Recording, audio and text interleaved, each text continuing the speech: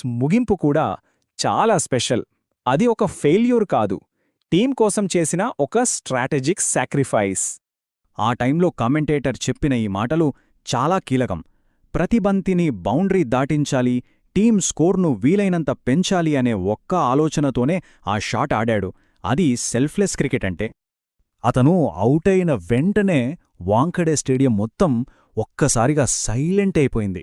ఆ నిశ్శబ్దమే చెబుతోంది అతని ఇన్నింగ్స్ ఆడియన్స్ని ఎంతలా కట్టిపడేసిందో. ఆ నిశ్శబ్దం అతని ఆటకు లభించిన గొప్ప గౌరవం.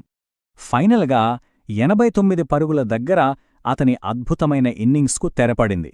కాని అప్పటికే జరగాల్సిన డ్యామేజ్ ఇంగ్లాండ్కు జరిగిపోయింది. తన నిస్వార్థమైన, విధ్వంసకర బ్యాటింగ్తో టీమిండియాను ఒక భారీ స్కోర్ దగ్గర నిలబెట్టాడు. ఇప్పుడు ఒక అసలైన ప్రశ్న మిగిలింది.